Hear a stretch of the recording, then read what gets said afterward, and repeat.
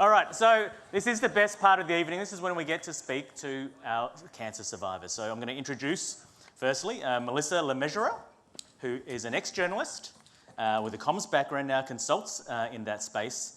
Was diagnosed with bladder cancer almost 5 years ago and is a bladder cancer survivor. She's been participated in an ANZ Up trial as well. So welcome, Melissa.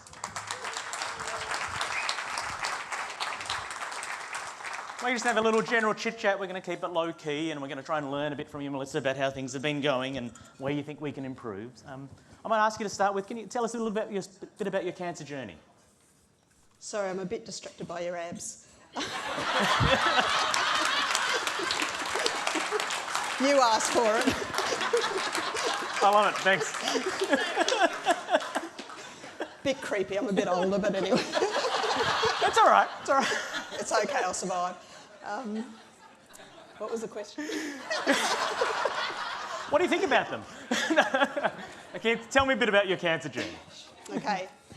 I was diagnosed in late 2017 and it was a bit of a surprise, as most cancer diagnoses are. Without going down your full reveal track, I had bowel issues and I saw a bowel surgeon, and I casually mentioned that I'd also been having trouble passing urine, and it had got progressively worse, but often, especially women, have UTIs, and you sort of ignore it until the day my husband and I were in Cairns on holidays, about to board the Kuranda Skyrail, I think it's called. It's a couple of hours there and back, and I hadn't peed for 12 hours. And I'm going, I don't think I can get on this gondola thing.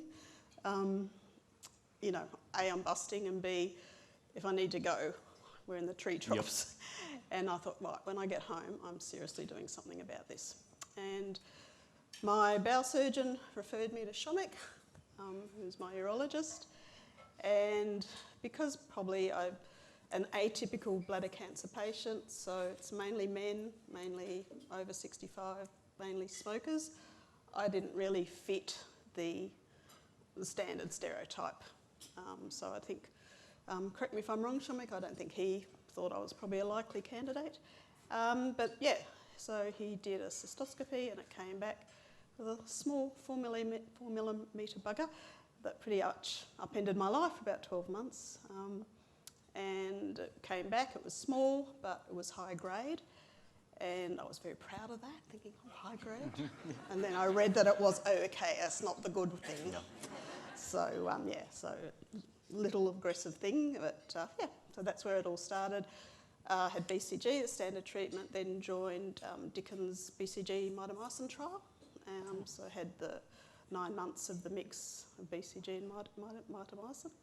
So yeah, it was about a 12-month journey, and I'm approaching the 5-year mark. I feel like touching wood. I feel like even jinxing myself being here.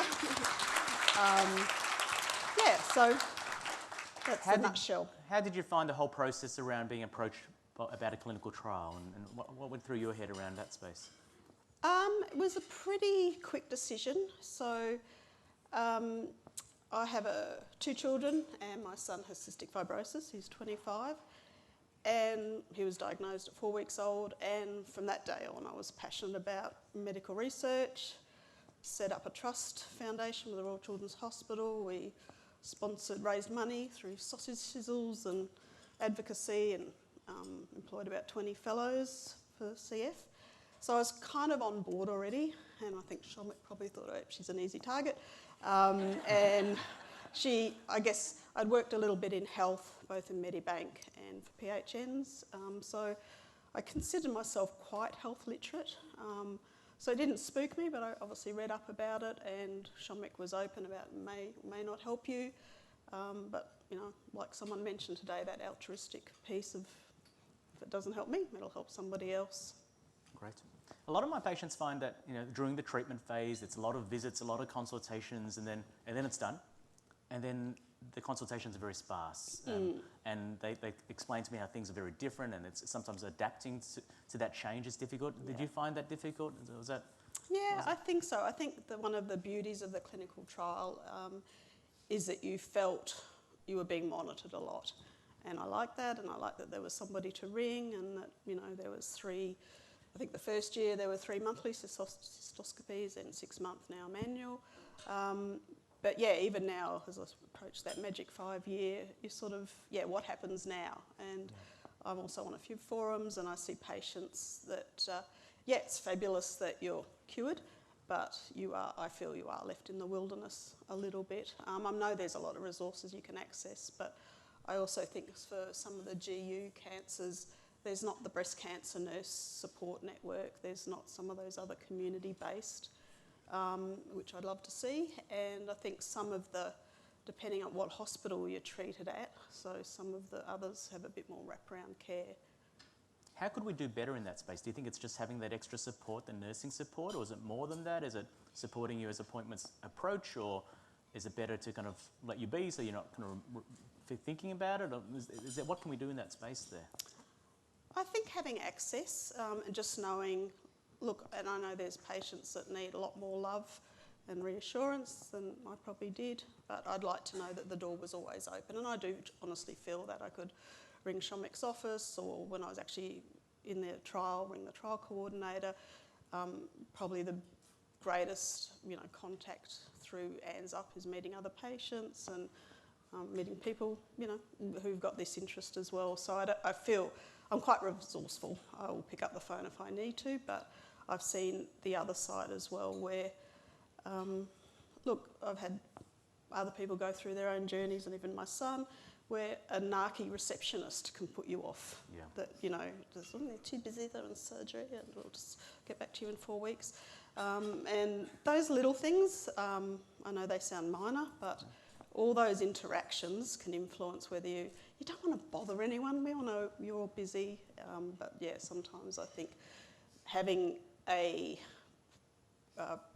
protocol about, in case of this, and especially after hours. Of course, it always happens Christmas Eve. It always happens, you know, after hours when things go to shit. So yeah, that would be my request, that there were, you know, clear ring if this. And I know you get all the pamphlets and all that, but as you go through the process, you know, who do you call? Who do you call? I'm interested to hear about your experience on the ANZUP CAP, and were you part of support groups before that, or do you find them useful? Look, I'm not just saying this because Marg's here and others, but I've been both through my son. I've sat on the Alfred Hospital's Consumer Committee. I'm a director of the Lung Foundation, and we're still working out how to engage consumer advocates as well. And I think ANZUP does it best. You know, I've been on consumer advisory panels where people have spent weeks asking the patients what colour upholstered chairs would they like in the waiting room. And I was like, I'm not here for that. Yeah. You know, I've given up my day. I have a full-time job, I have a business, I have a family, and I don't want to make a contribution about, as much as I love interior design, about your waiting room, sorry. Go find a designer. Yeah, so now I've ANZUP, you know, we've had concept development workshops on the BUP with Dickon. And I can say every interaction I felt valued, and I can't say that about some of the other interactions I've had. So well done, ANZUP.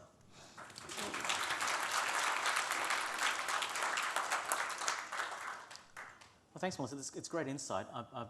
Before we introduce Will to the panel, I've heard through the grapevine you're writing a book. I am. I'd love to hear more about it. Okay. No, it wasn't planned to. Yeah. It's my logo.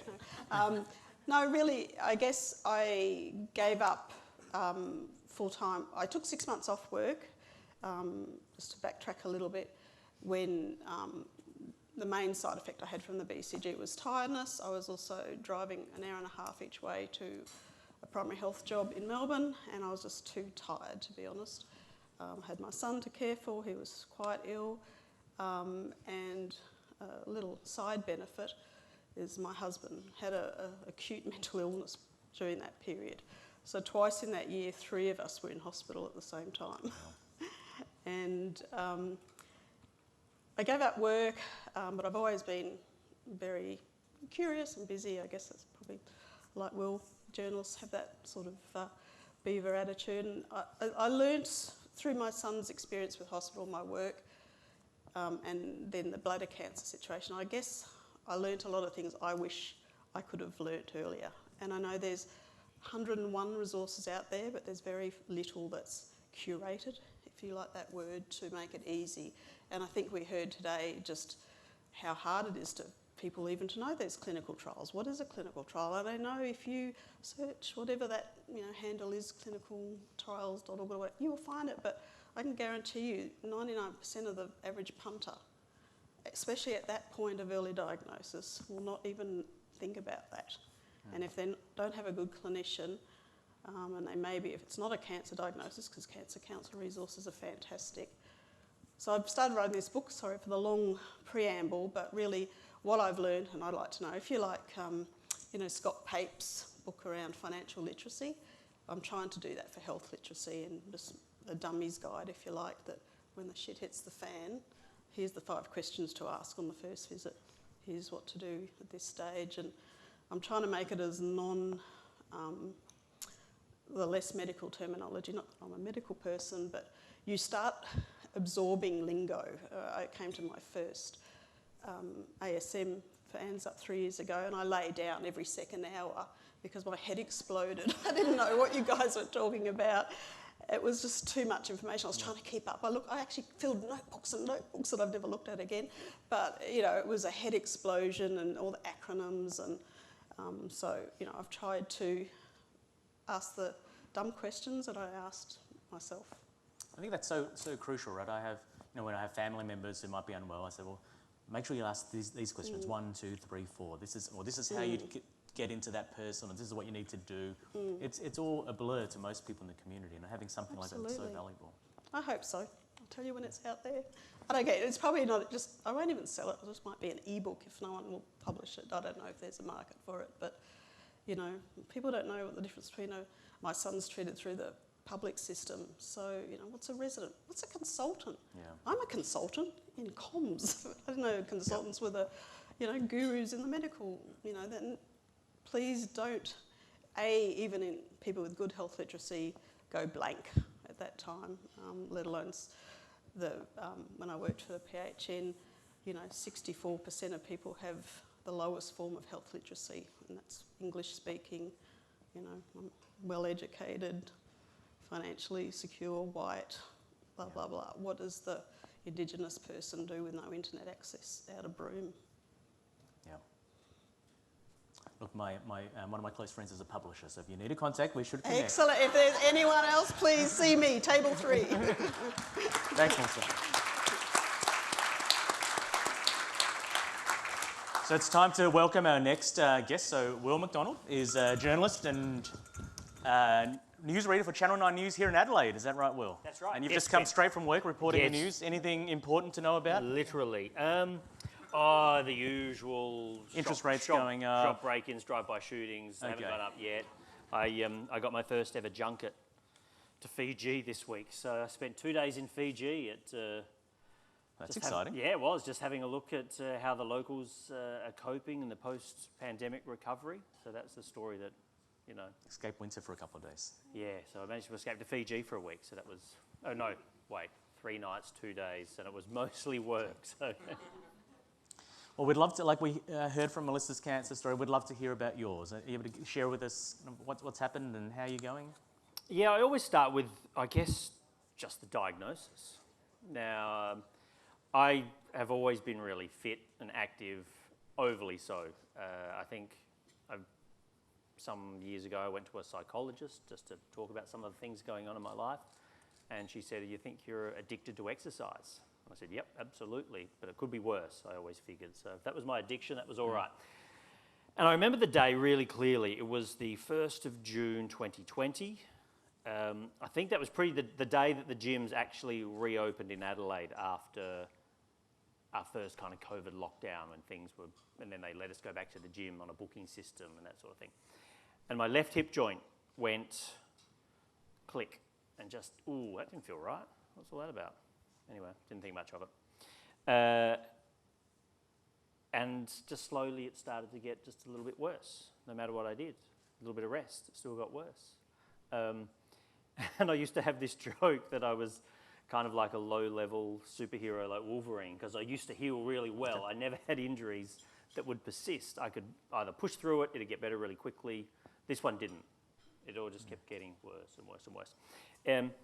It was actually probably about 5 weeks later, I went skydiving. That's one of my hobbies too. And this is the bit when I always say skydiving saved my life, because I did about 4 jumps on a Friday, and 4 jumps. 4 jumps. Okay. Yeah, not afraid. So, and I didn't do anything wrong. I didn't land badly. I didn't do anything. It was just the actions of skydiving, obviously. My left hip joint, I was limping at this point, but adrenaline and, you know, thinking you're bulletproof, you keep doing stuff. But the drive home on a Friday in probably early July 2020 was all of a sudden I went, oh shit, I'm injured. Something's really wrong here. This was like stabbing pain. A week later, I managed to get an MRI. And that's when, you know, bing, bing, bing, alarm bells went off the next day. And I remember kind of the words mostly that the GP had to kind of describe to me. And it wasn't even my usual GP, it was just the first one I could get into. And she said, yeah, these white spots here, yeah, that's probably cancer. And I went, oh.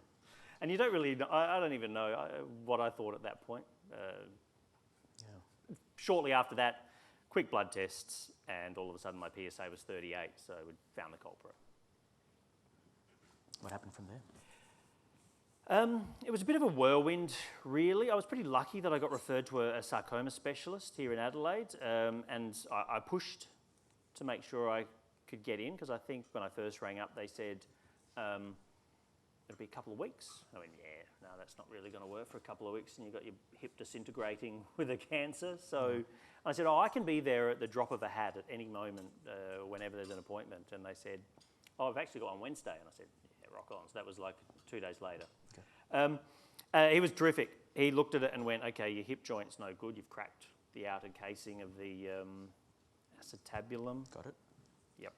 And he said, but that's not your problem. Your prostate's your problem. I'm going to get you to see my mate at South Terrace Urology here in Adelaide. He got me in the next day, and I went and saw, are we allowed to say doctors' names? Is that all right? Because they've been terrific. Yeah, go for it. Dr. Foreman, Dr. Darren Foreman here. He looked at it, looked at my scans, did all the things, sat me down, and he said, okay, we've got a surgery list this afternoon, you're on it. So I went in for a biopsy the day that I saw him. Yeah. And then the next day was a Gleason scale 9 advanced aggressive prostate cancer, which we probably assumed anyway from it. So. And you've started treatment since then? Yeah, so the first course of action was, again, you have these moments where you wished you had questions that you knew beforehand. Luckily, I haven't really had any major ones, but I had a close call, a relatively close call, and I probably should have thought of it beforehand, but it was just all whirlwind, just saved my life. I'm 44, and most people probably assume that I've had kids, but I haven't. So luckily, I mentioned to him about, before I went into hormone therapy, what happens to, you know, if I want to have kids down the track? And he says, oh, okay, we need to get you into the Repromed sperm bank. Yeah. So we can guarantee that scenario is locked away.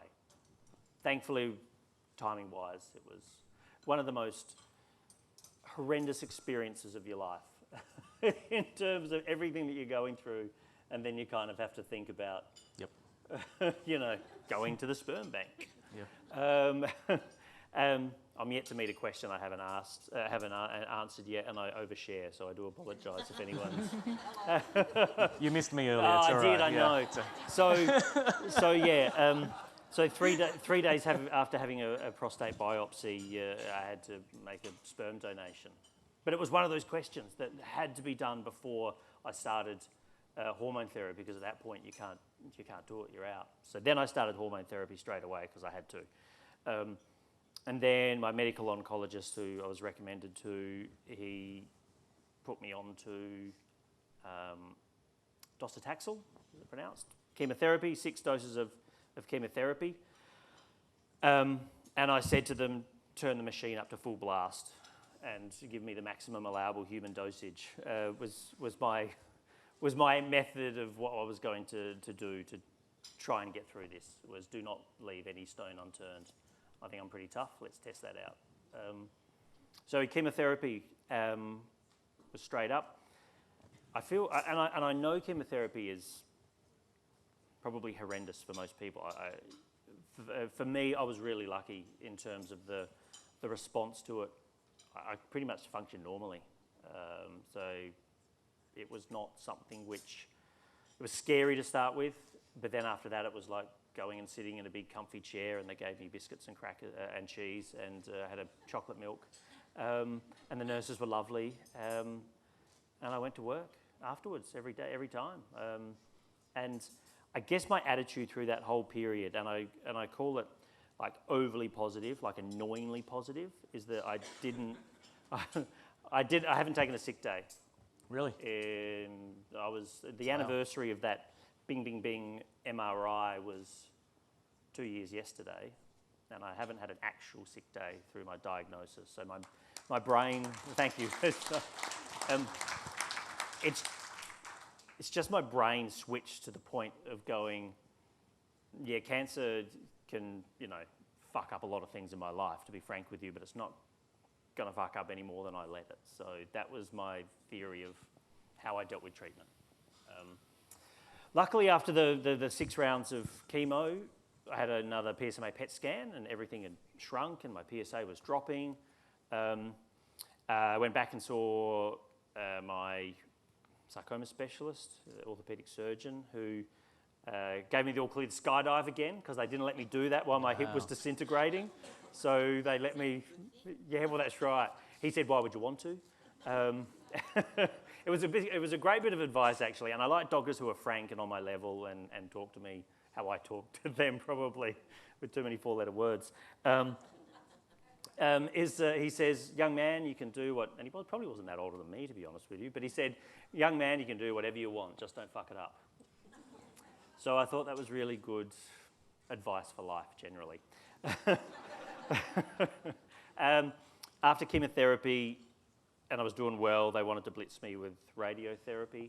So I had 20 doses of external beam therapy. Now my tough facade and positive attitude was tested during radiotherapy. I thought I'd go, 20 days, I'm going to just waltz through this. It's unpleasant. It was the most difficult part of my treatment probably for that period of time.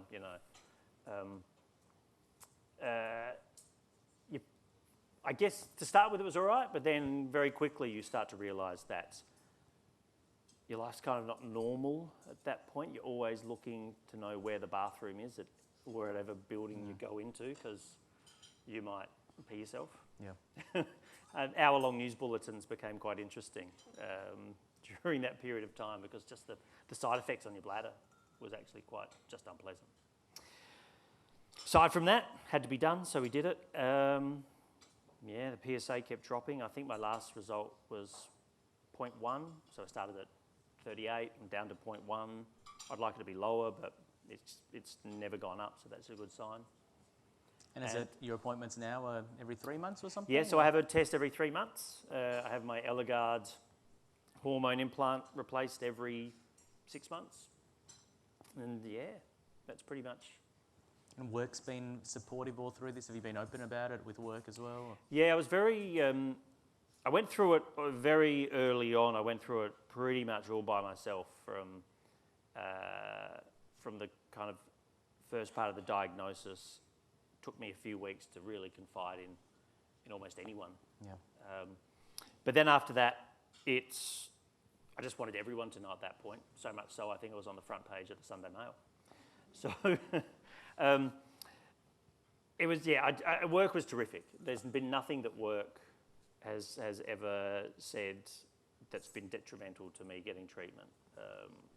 So I think initially my boss said to me, all right, we'll just take this step by step and we'll manage it how you want to manage it, and we'll just go from there. I asked Melissa that, the question about when you're getting treatment, it's all very intensive, a lot of visits, and now it's kind of much less frequent. How have you adapted to that shift? Yeah, it certainly is. I think I've adapted to it now. I'm on the plane with it and just roll with the punches as to how it all works. But there is that period of time when you get towards the end of those. You know, I've been through chemotherapy and radiotherapy, so that had been a solid, 6-ish months of seeing a doctor every 3 weeks at least, and then every day. You walk out of it thinking, well, what do I do now? I'm not fighting anything, I guess. So my partner was actually quite worried about it because I'd had such a fighting attitude and such a focus and drive during treatment. She says, what are you going to be like afterwards? How are you going to cope with it? And I said, no, I think I'll be all right. I think I'll just maintain that attitude. And thankfully I have. But it is certainly a transition where you have to go, okay, well, they're not going to check up on me all the time. I'm not going to go and get an injection or, blitzed or anything like that. It's that mental shift where you really have to prepare yourself and come to terms with, well, this is life. Is there anything that, as a community, the healthcare industry can do to help that transition better, or is that it is just what it is? I think partly it probably is what it is, but, and I probably come at it from a different point of view. I've been so lucky in terms of the networks that I've had and been able to establish really quickly, both, just in my personal life, but also in the cancer treatment realm, from the Prostate Cancer Foundation to the Cancer Council to all sorts of people. I think that idea of just having a number to call to be able to talk to someone in that time. Prostate Cancer Foundation is obviously doing lots of stuff for men. I think just having at least that ability to know that men aren't going to bother anyone. I think you mentioned the same thing, Melissa. You're not bothering anyone when you call. That's why they're there. Yeah. So that's probably the transition that in that period would be great, to ask questions and concerns and things, because there are a lot of things that rumble around in your brain at certain times of the night, and you don't want to lie awake at night worrying about them. You want to just be able to ask someone.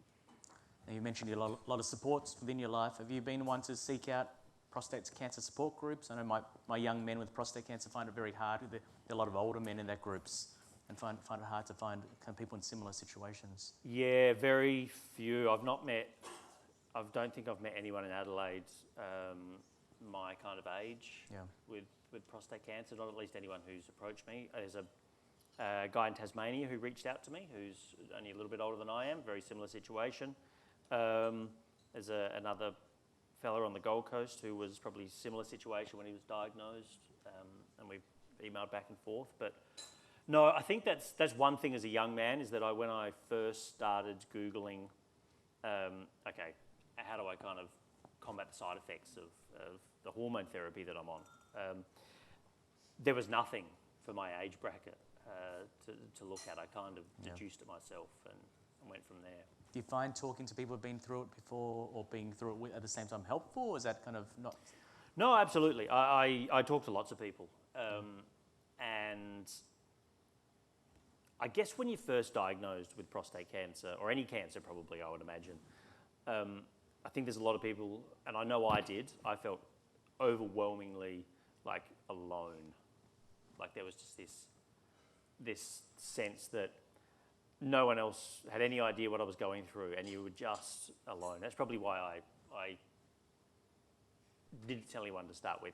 But then you open up and you talk to people, and you know you're not alone. You know there's other people going through it. So I found it really helpful to talk to a huge range of people, to be fair, not just other men, but other people who have come from all different scenarios, all different cancers. Just learning from others, right? It's just learning from others, and you learn lots of things. There's a lovely lady, and probably time-wise, there's a lovely lady that I met through the Cancer Council, Latchme, and she's tiny. And she was actually a palliative care nurse in a working life. And she'd had breast cancer before, and then she got another unrelated stomach cancer, which really knocked her about. And I met her after that, and she was going okay. And she said that there was the five stages of grief and dealing with things. And she said, just skip straight to acceptance. It's easier. So That was one of the great bits of advice that I think I've ever had. It was a terrific one. Yeah, do it. Thanks, Will. Thanks, Melissa. I think it's Sonia said it all. Thank you for participating. Thank you for speaking to us. And I think we've got a lot to learn, and we can only learn from you. So thank you. Thank you so much.